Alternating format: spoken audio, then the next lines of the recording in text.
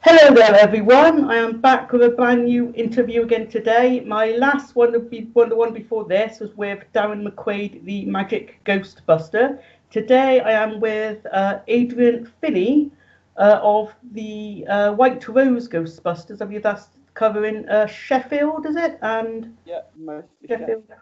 You've been all over, mostly around sort of Sheffield, South Yorkshire, North Derbyshire kind of area. Yeah.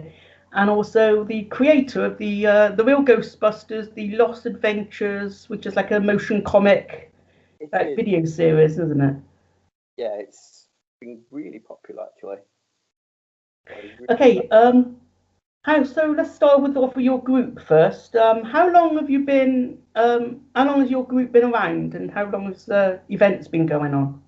well, I started out in 2017, and it was kind of just me. I got the bits together, and then you do events and you bump into people. And by early 2018, we'd already got the group because we've got a proto version of the group together, and it's just really grown since then. It's kind of there's no master plan behind it. It's all happened very organically. Yeah. How many members do you have in your team? Uh, between about 10 to 20, depending. Because we've got some who kind of don't do all of our events, some who are kind of members but not in uniform. So it varies a little bit. I know we've lost a few members with obviously with COVID and all of that. Not lost them in that way, but they've struggled and had to give up ghostbusting because they've had bigger concerns and things. We're slightly restructuring a bit at the moment, but we've got a core group of us of about five. When's your next event due to go off? Yeah. Don't know, not fully yet. There's not many events popping up locally at the moment. One thing I can confirm what we're going to be doing is I've just yesterday got off the phone with Cineworld Sheffield, and we are taking over that cinema when Afterlife's released. Yeah. So opening weekend, come along to Cineworld Sheffield. We're going to be there. We're going to have our Ecto one, which is an old Volvo, is going to be there. So 1 second, we rescue cats, and one of the cats is now deciding to be noisy. That's the noise you can hear. Okay. Lift deciding to scratch the drawers. Lele. So yeah, so the thing when not ghost busting, we are kind of an unofficial cat rescue. So yeah, that's going to be our next event though, Cineworld Chesterfield, and it's going to be absolutely brilliant. We had it all planned out for last year, and Yeah. then obviously coronavirus, everything got put on hold. Because did you see Cal from our group did the orientation video last year? Mm-hmm. Yeah, so we'll go, but he was actually going to let the manager at Cineworld was going to let us put that on all the screens there before the showings and stuff. And now I might even get to put a couple of the Lost Adventures on the big screen as well. It's so good that the events can happen and the cinema stuff can happen now because now we can all know that that film's going to be coming out. Yeah, because it's as well that cinema's such a small cinema, but it's such a big town. It like any help it can get to keep it open and keep people going.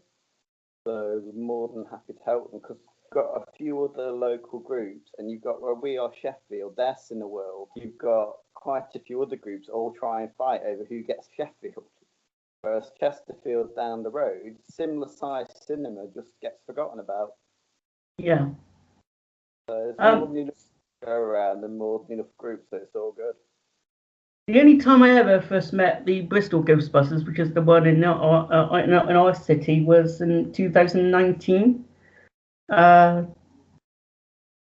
So that was my first ever time visiting them. Then was in that group, and I'm not like a member of them, but maybe one day I might become a member of them. You know, that'd be a good thing to be a part of. But I just go along to when they have a group on, an event on, and yeah, it's good to just go along there to them. And of course now I got my pack. I don't even see it behind me. Got my pack behind me here, and my Vigo poster. Oh, you don't want to see the state of my pack at the moment. It's in pieces in the spare room. The wires work loose, and the lights, rather than being fully animated on the cyclotron, are just getting stuck. Yeah. I've got to completely go because I've done all the wiring myself. I'm all right with electronics. I'm having to now try and work out exactly what wire's loose. Yeah. So there's quite a lot to just go slowly, methodically go for it to try and find the fault. Is it quite time consuming as well to? Yeah, because it's very the circuits I'm using because people now are using like Arduino's, programmable computers. I've done it old school with old school time and microchips, but that's what I learned at school. So it's really rewarding, but it's definitely really time consuming. Yeah. So the real Ghostbusters, the Lost Adventures. When did that first start? That was kind of furlough, the first lockdown. I had no real photo editing skills. I had no video editing skills, none of that. And I thought, because I loved the 1989 or 1990 Real Ghostbusters album. You know the annual rather, where the ghosts go on a working holiday of the UK, and I think we all had it as kids. This one, it's like one of the best-selling annuals in the UK of all time. It sold to like 2.5 million copies, and I loved it as a kid. So I figured that for me to see if I could kind of restore it a little bit and bring it to life. Just sort of like for an audience of one, really. And then it was looking quite good. So I'm like, okay, I'm onto something here. Showed it to a few friends. And like, you should get it voiced. So I found the voiceover community and put like a post up. Does anybody want to come and read for some of the voices? And next thing you know, it's fully voiced. And the voice cast I've got is fantastic.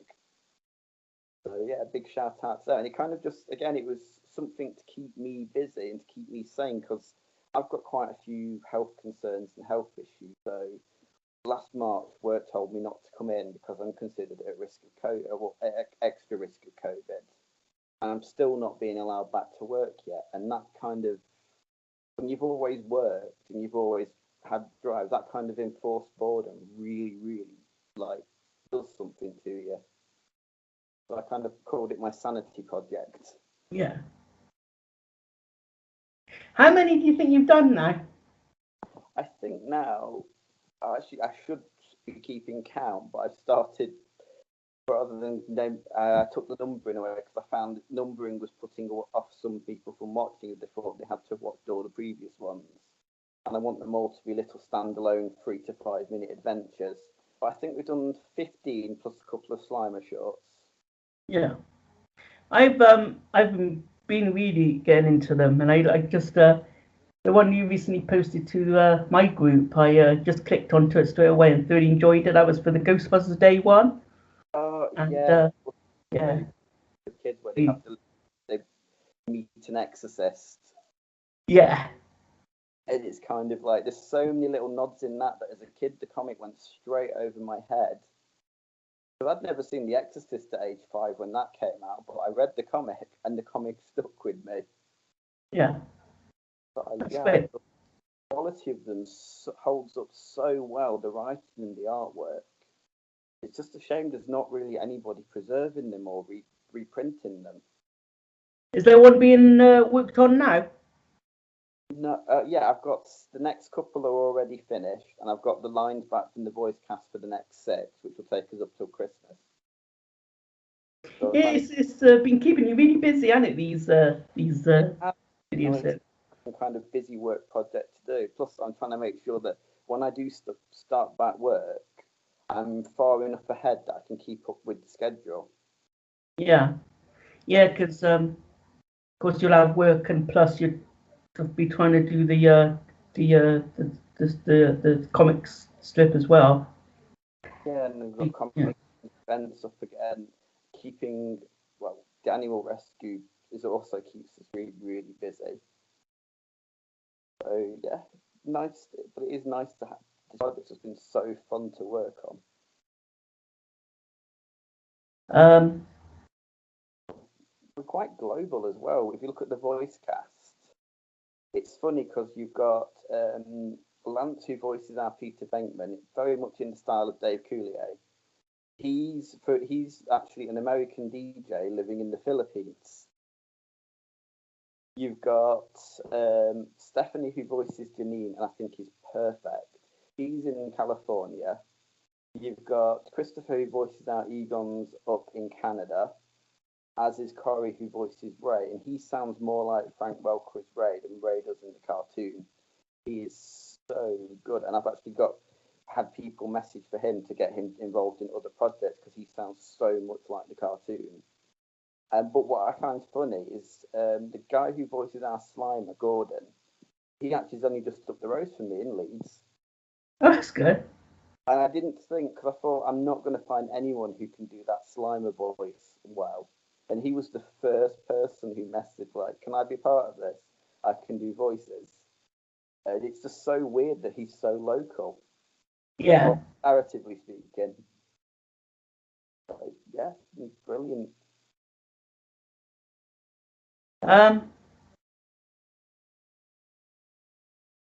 What would you say was your top 3 favourite episodes of The Real Ghostbusters?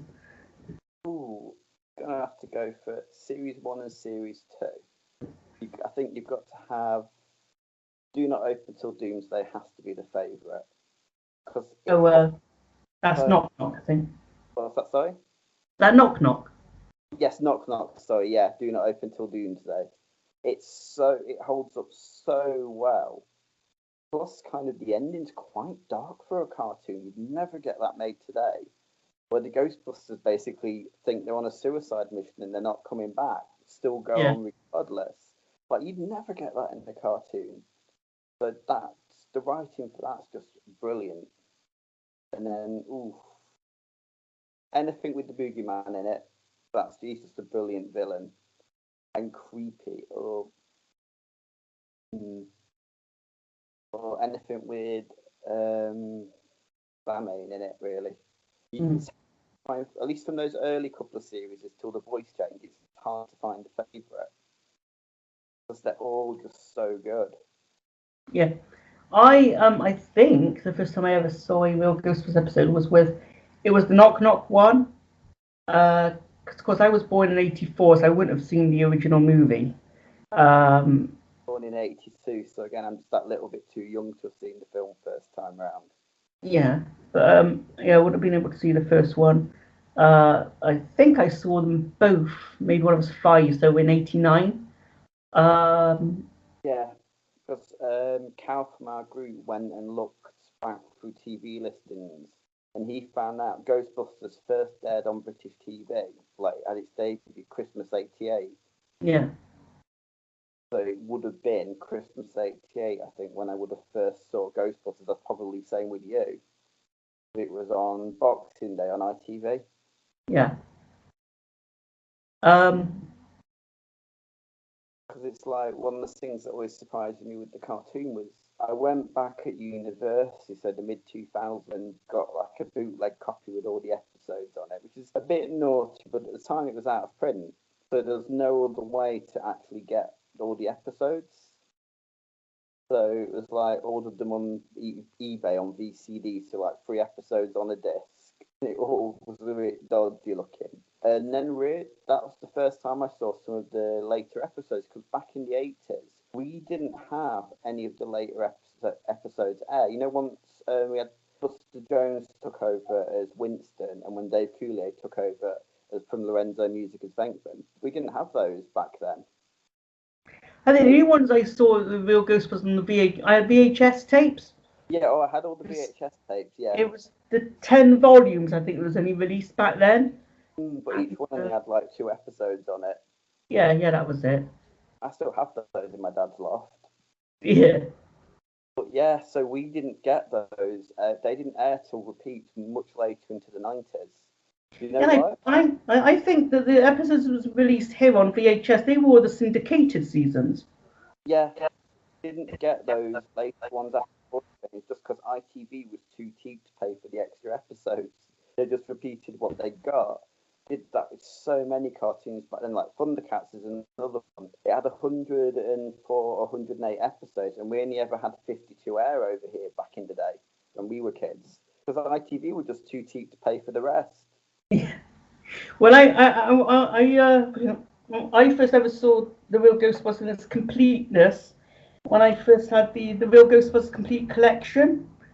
Yeah. On the DVD set, and that was quite expensive. Back then it was £100-something. Yeah, it's Keith's price, that one too. Is that the one that looks like the firehouse? Yeah. That's one I want. I really want that set. It is a nice set. I hope you get it. You know, if you're able to get that sometime, because it is a nice set. I mean, you get the nice episode guide in it as well, and there's like facts about the episodes and different things about it and stuff. It's really good. On trivia, there's trivia in it as well, like trivia about what went on inside the stories and stuff. So I think it's a really great set. I think it's quite fun working on the Lost Adventures because in America, Real Ghostbusters debuted in '86 with 5 episodes. Just like 5 episodes, then a gap, then the rest. We didn't get it airing until early '88. It was March 1988 when we had it over here, as it had its debut. And the comic that I'm adapting for the Lost Adventures came out the same week it debuted on ITV, and all those writers had only seen one episode of the Real Ghostbusters when they were making all the episodes I'm currently adapting, which I think is mad. It was like they had nothing to work with, and were just given free rein. But as well as Ghostbusters, I'm also a massive comic collector, so I love like the history of comics and all what goes on with that as well. Yeah. They were printed by Marvel UK because America had Now Comics doing Ghostbusters back in the day, and they were a different company. Our later British issues used to have some Now Comic stories added to them, and then vice versa. But Real Ghostbusters was about the only comic Marvel UK did where they actually paid to have original stories in every issue. Because they were normally quite cheap and just wouldn't have paid to do that, but it sold that well, it justified it. One of my favourite episodes of the Real Ghostbusters is Play Them Back Time Booze. Oh yeah, With fantastic. the trumpet band, and they go back in time. Yeah, that one's just been on the Ghostbusters YouTube channel a day or two ago. Yeah, I love that one. There's so many to choose from, but Knock Knock, Play Them Ragtime Booze. I think a given also was the one that takes place after the first movie. So Citizen Ghost, that's a good one. Yeah, so it explains why they've got the suits like these rather than the suits in the film. Yeah. The other one I like, Ain't NASA Scarily So, where they're off in space. Yeah. But what I like is when I started the group up, I'm actually friends with the guy who wrote that episode on Facebook now, and I've chatted with him a few times. So that was quite like nice and nostalgic. It's like you wrote episodes I loved as a kid. Yeah. So that's been really cool. Did you say you saw the first movie in the cinema? No, I was too young to see the first in the cinema because they came out December '84 over here, and Ghostbusters 2 came out December '89. Yeah. That's weird because it was Ghostbusters Day on Tuesday, and then of course that's the day really it came out in the US. But yeah, later here, which is standard up until the 2000s, we had to wait. I remember at school you'd always get the rich kid who'd fly over to America on the summer holidays and watch all the new films and then spoil them for you. Yeah. Yeah. What's your favourite scene from the first movie? Yeah, it's hard to find just a favourite. So many scenes in it. I think I like just some of just the little jokes like, listen, you something, just like the little lines like that, and the bits you don't necessarily notice first time round. Like what? Like with the piano and just secretly trying to do the keys when he comes into Dana's apartment. Yeah, and then but when you see it that often, you start noticing mistakes as well, and they really start to annoy you. It's like when they're facing Stay Puft on the rooftop. Notice that one of the hoses is just hanging off from the wand. He's just held on with a little bit of plastic. Yeah. But oh no. Or what got me is the first time I saw Ghostbusters in the cinema was for the 35th anniversary. we got invited along to Cineworld Sheffield. There was we had one part of the cinema. The Yorkshire Ghostbusters had another part of the cinema, and then the superheroes cosplay group also were there. So it was like a million Ghostbusters just hanging around. But yeah, that was the first time I saw the original at the cinema, which is a really good experience because that's how it should be seen. But Ghostbusters 2, I saw at the cinema back in 1989. I had a deal with my mum. We had to see The Little Mermaid first because she wanted to see The Little Mermaid, and then I got to see Ghostbusters 2 straight afterwards. Mm. I bet it's a good feeling though with your group at an event and having all the fans come and like see all the Ghostbusters in uniform and stuff.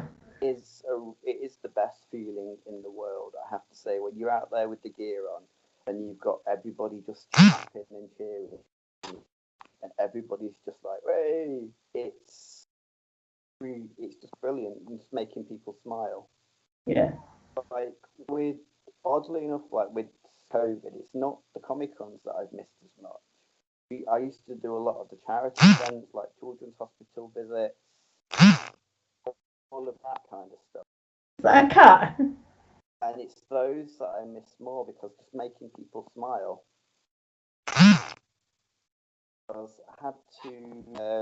Sorry, I'm just getting messages coming through now. I was doing Cineworld. Right, yeah. But yeah, it's those kind of events. Like, we did a big charity fun day up near Leeds in 2019. And there was like a petting zoo. And we got left holding a giant tortoise. So we got left for half an hour, 2 Ghostbusters having to babysit this giant tortoise walking around. I'm just thinking, this is weird. I don't know what I'm doing with giant tortoises. But it's the weird things like that I love about it too. That's quite funny. That's quite good, though. But thankfully, did an event last month, which I'm really happy at. There's a little boy who lives near me. Yeah. I think I saw some of the photos you put up. Yeah, he's just turned 5 and he's Ghostbusters mad, but bless him, he's been battling a brain tumour. I'm waiting for my phone today because he finds out today if it's gone. So that's good. Got everything crossed for him. Yeah. Yeah, I knew we had to do something about it. And then, so bless your parents, I was having to do a COVID test on the day we were meeting him and all of that stuff just to be extra safe with him. But it will worth it just to see him smile. Massively, massively worth it. Is it Kel that's a part of your group? What's that, sorry? Is Kel a part of your group? Yeah, Kel? part of our, yeah. You'll see him posting in the groups a lot. Yeah. I think I saw him on the photos, the little boy as well. Oh, no, that was David. David, he lives a lot closer to me. So he wanted to be that local because lockdown was still on. David only lives about 10 minutes away from me. Yeah. Keeping it local. I bet keep it local and having the gear on and walking through the house is quite good as well. Yeah, well, we all got ready and we had a friend I've got called Troy who looks more like Captain America from the films than Captain America from the films does. He's built like Chris Evans was, or like his stuntman rather. So then we're all trying to get ready, just lit outside the front of where I live, just on the road. Captain America stripped down to his pants, getting dressed in the boot of his car. You've got all these workmen because they've got the road dug up, being like, "What on earth is going on here?" And it's like, "Yeah, fair enough." I think I said about my event that's happening next month. I hope to see. I hope to see that one go ahead, which is in July. Because of course events haven't happened. It's going to be so much fun to get back into them and be able to go to them again. Well, that's meant to find out the lockdown is going to be extended, if the lockdown's going to be extended, or if it is going to be eased a week and a half. So cross everything and touch wood. Yeah, they put limited tickets on our event so that if lockdown stuff happens or whatever, that we can. It's easy to get our refunds. So it's sad if that happens and if it goes down that road again. But it can't be helped. But I think that we deserve some to get to normality again. We can get Yeah. back into doing stuff that we enjoy. And Yeah, this worst one was last Halloween. I'd arranged a socially distanced pumpkin hunt across our estate, so everyone would keep apart. It will be safe. It will be outdoors, just for a bit of fun for the kids. And then I was going to walk around in my Ghostbusters gear and judge it. And next thing I've got a knock at the door. Somebody had told the police and said, if you do that, because we were in back when we were with the tier system, we were in tier 3. So the police are like, if you do that, you will get fined for having an event. all right, Oh, great, thanks. I'd be literally everybody would be in their houses. I'd be the only one walking around on my own waving yeah. an event as such, but they're like, nope, can't do that. It's like, oh, there goes that idea. So hopefully, we might do that for this year's Halloween. Yeah. So cross everything. What do you usually do at Halloween time or before the COVID stuff went on?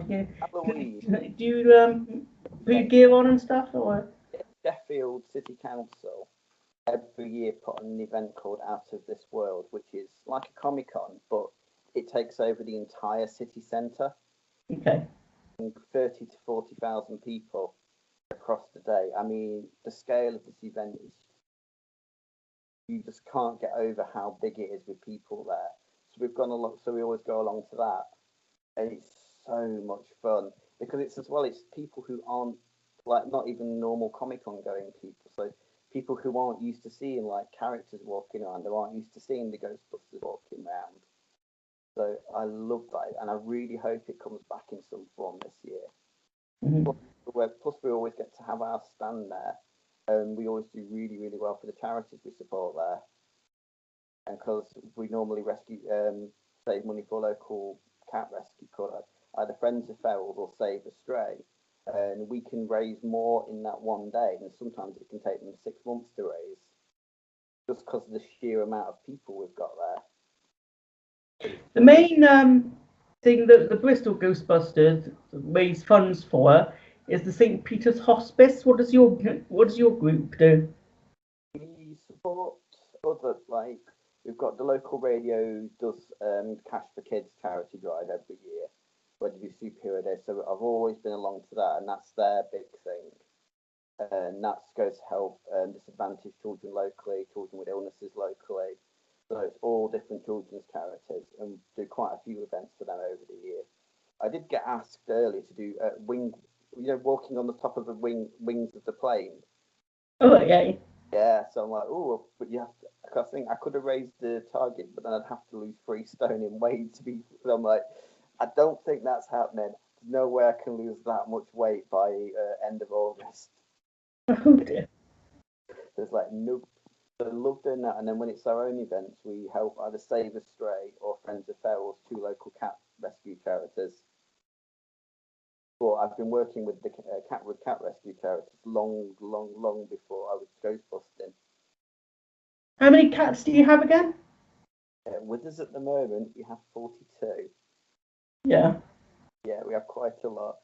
So, but we get taking a lot of the cats who have long-term health issues, all things like that, so we can give them a quality of life that they wouldn't normally have got. Like we've got a few we've taken in who the big rescues, who I'm not going to name, but wanted to put down because they said nobody wants this cat.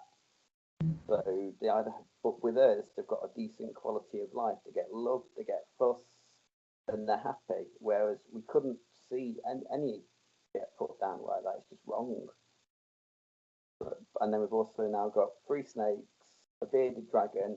We've just rescued a guinea pig last month in very short notice. And we've also currently got a hedgehog who's got a sprained leg. Because we always rescue hedgehogs over winter and then release them safely back. So release. How are they doing? What's that, sorry? How's the hedgehog doing? He's doing well. He's been with us a week as of tonight, and he's using the leg more and more each day. The only thing he's not liking is we've got to keep him confined in quite a small, basically in a cat carrier, for his own benefit to not use the leg much so he doesn't knock it. And he's not liking that because he's been walking around, basically having the entire outside to walk around in. But the swelling's gone down and he's using it more. Hopefully, in a week or two, we'll have him back out into the wild again. So we've got to get him What's back. your thoughts on Extreme Ghostbusters? What's that, sorry? What's your thoughts on Extreme Ghostbusters? I liked it, although as a kid, it kind of broke my heart when it revealed that Ray was just now selling used cars. Oh, yeah. It's like he's the scientist and the head of the Ghostbusters, and this is what he's doing with his life now. And as an adult, I totally get it. You could be burnt out and just feel like giving up, so I totally get that now. What about the episode when they came back into it? That's the one. That's where it's explained what happened. Adults Part 1 and 2. But as a kid, I was a teenager when they came out, and that was the first time that I'd heard Dave Coulier come in and voice Venkman and Buster Jones voice Winston. Yeah. In the early stage, like, why hadn't they got the original guy voicing Venkman back? Not realizing Dave Coulier voiced as many episodes as Lorenzo Music did. How about 2016's Ghostbusters Answer the Call? I enjoyed that one too. I know it gets a lot of stick in some of the fan communities, but it wasn't. It was trying to be its own thing. I mean, there's bits I liked with it, bits I didn't. I thought the orchestral score was brilliant. And it got my nieces wanting to be Ghostbusters rather than Disney princesses. So for that, I'm very, very happy. And I thoroughly enjoyed it because it opens the opportunities because for my future, issues that how women can be Ghostbusters now as well. Yeah, with their daughters watching that made their daughters, like you do with my nieces, think that they could be the heroes and they could be the Ghostbusters now. So for that, it's always got its place. So, like, whether you're male, female, trans, anything, you can actually be a Ghostbuster, whatever you are, whatever background you have. Save the world. Nice, yeah. That's nice. My original one from as a kid. Your one hasn't come through yet. Your Spengler one. No, I've just noticed I've had a message about it whilst I've been speaking to you, so hopefully it'll arrive today. So, or at least it'll be available for pickup today. So fingers crossed anyway. Yeah, it would have been great though if it came on Ghostbusters Day. That would have been good. Well, same with this suit, the Venkman suit. It arrived a day late, so which is sod's law, really. Yeah, it's a shame, really, but yeah, that would have been great. I mean, did you watch the? Oh, what happened there? Oh, it's me. I'm pressing the wrong thing. huh. There we go. Oh no, I don't know what I'm pressing. You're gonna have to edit this bit out. Oh wait. Sorry, there we go. Yeah. I've got my cousin's trying to ring me up over and over, so I'm trying to cancel his calls. Yeah, I can edit that. I can just go to the part in the editing and just take that little part out. That's fine. Yeah, I'm gonna have to wrap up soon though, because I'm gonna have to. I'm like looking at the screen now. So yeah, I'm gonna have to wrap up in a minute or two though. That's okay. But yeah, it's been fun though. It's been fun. Thanks for joining me. That's good. I've really enjoyed it. It's always good to talk Ghostbusters. Yeah. Okay, then for the last couple of minutes, favourite scene from GB2? Oh, Ghostbusters 2 is my favourite of the films. Because as a kid, it's the one I remember going to the cinema to see, so it's got that rose tint connection. Because I know a lot of people say Ghostbusters 1's the better film, but I have the memories and the fondness for Ghostbusters 2. And I loved, honestly, seeing Tully going out in the Ghostbusters gear with the ear mitts on, getting on the bus. Oh, like what's that line he says? Keep fit. Yeah, or when Slimer's driving a bus. Oh, I didn't know you had your license. Yeah. But yeah, because people always tell me that I'm quite short, and people always tell me that I remind them of Tully. So always like that's kind of his feeling of how good it is to get the Ghostbusters gears on, like the feeling that I had when I first put this on. Have you seen any of the Ghostbusters 2 deleted scenes? Because there's one where Good. There's one where Lewis gets off the bus and there's supposed to be that Slimer's walking or floating beside him, whatever. And he Yeah, said, "You stink," he says on it or something. yeah, and then there's loads in the firehouse where Tully's learning to use the proton pack and trying to catch Slimer. It was going to be Yeah. a running gag film, but there's like 4 or 5 minutes of that got cut out. It was Yeah. shame. Why make it a nice, tightly like timed film. Yeah, but I like the courtroom scene. That's my favorite one. Yeah, two in the box, ready to go. Yeah. Yeah, Suck in the guts, guys. That was another quote. yeah. And then now, I think we'll settle in with is where's the favourite place you've ever seen the film, or have you only have you ever been to like any special showings of it? Me? Yeah. Yeah. Back in 2019, I went to um, it was called Arnoldsville Cemetery. It was around Halloween time, so on the 31st of Halloween. My city's group was there, so we went there and watched that with them. Oh, it's brilliant. Best side. We got invited along to Leeds Central Library. Was doing a show of it in their grand reading room. But they've made this whole they got the forbidden section of their library. They've got like an archive where they've actually got a few books actually bound in human flesh and all of this weird stuff. But they got that out on display. Then they'd also stack the books up like in the film. You know, the symmetrical book stacking, and they've got sensors to like shooting like holograms of ghosts. And so people were walking around that getting freaked out. And then they go around the corner and we'd be there with the proton packs. And it was just brilliant. It was such a beautiful room because the room we saw it in was from like 1780. This huge, like ornate marble reading room. And then they got the projector and the film running in it. And it was just such a fun event to be part of. If you ever get to go to New York, I totally recommend you go. No, I've never had a chance to yet, but I'd like to. Yeah, because when I went, unfortunately at the time I went, it was just Hook and Ladder was just coming out of a renovation. So of course the fire agent. Sorry. When it was like boarded up. Yeah, it was just after that. So the boarding have come down. That was good, but the fire people won't move back in there yet. We've got So one of our patches in there now. They've got a display inside where all the fan group patches who've been there are actually sat. So I've got a friend here in Sheffield, and she's from New York. Well, she's from New Jersey, but her cousin's one of the Ghostbusters in New York, and he took our patch to the firehouse. And then we've also got one of our patches in Sony's headquarters as well. Oh, that's good. So if you send along your fan franchise patches, they put them in the displays. So in the entrance to Sony Pictures is our patch, which I think is just brilliant. Like something I've designed is in their entranceway. Yeah. I mean, they've got like 6, 8 huge frames full of patches, so there's hundreds of them in there. But it's just nice to know that our little Yorkshire Rose has made it all the way to California. A little while ago, I don't know if you've seen the video. I was speaking to Robin Shelby. Yeah. Of course, was the actress was inside the suit who played Slimer in the sequel. And I think she showed off. She had like a frame or something with a whole bunch of patches that different people have sent into her. I was once I've got some more made up.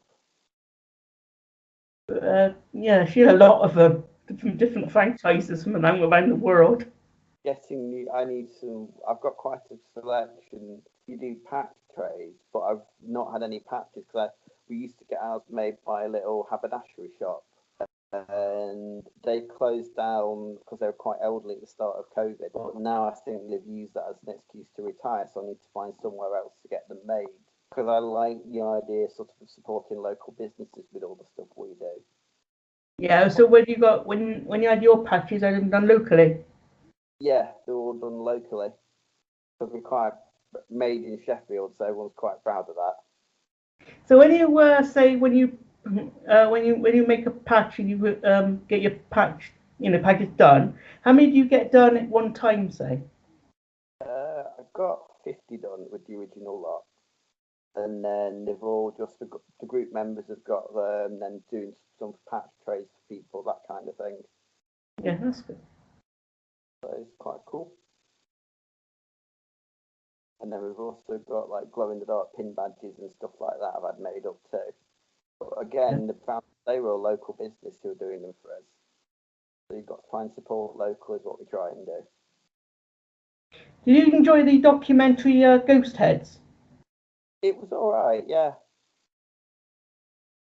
I've known a few people that had a few issues with parts of the filming. I've had friends who supported the Kickstarter and they didn't get any of their DVDs turn up. Yeah. They weren't very happy with that and how it was handled.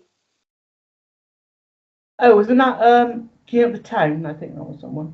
Yeah, that's the one. Yeah. So I'm thinking cleaning up the town, yeah. That's a shame that. I mean, the Kickstarter, and they never got their Blu-ray and stuff through? Or... It first, and it was already on general release for anyone to watch on Amazon before they got their version. Yeah. Yeah. Oh well. If you fancy seeing Ghostbusters, how do you see it? Have you got a Blu-ray or? No, I just got it digitally. Okay. Blu-ray or a DVD player now. Everything I watch now is just in the cloud. Yeah. I do have copies of it on DVD, but I've got no way of watching them anymore. No, back in when was it? The 35th anniversary, 2019. Yeah, I think it was 2019. I got the 35th anniversary steelbook, so I had to import that from the States. I've seen that. It's quite a nice version of it. And the remaster they did for that, because they went back and remastered it from the original negative, looks amazing. Because the version we saw in Cineworld that year for the 35th was that remastered version, and it just, every shot just looks so much better. Yeah. Did it look like it was done like today? Yeah, it did. Because like I've seen it once before on the big screen, and it would just look a bit. And then seeing that version really did just blow you away, like watching it again for the first time. Yeah. Have you played the game, the video game from 2009? Yeah, video games are a lot of fun. It's kind of the third movie, isn't it? I've been doing a gameplay, like video series. I must get back into doing that. Part 14 I'm up to now. I did it to celebrate the 35th anniversary. I recently had a bit of a break, but I'm going to get back into it again soon. In the moment, I'm up to Shandor Island. If you look into the files on that, they're going to actually have Tully in the game. They created this player model, but then Rick Moranis said no, and then he changed his mind. He was actually going to come back for it, but they're so late in development, they didn't actually have him in the game. That's a shame. That's my little bit of trivia for it. But I'm really going to have to run because it's getting now to feeding time for the zoo. They're all getting a bit hungry here. Okay. I'll just end up the video and then we'll say our goodbyes. Okay. So, guys, thanks to Adrian here for joining me for this interview today. Had a lot of fun. Talked pretty much everything Ghostbusters, and we've covered everything that I think that we could cover. Thank you so much. And until my next video, guys, whatever that may be, goodbye and take care for now.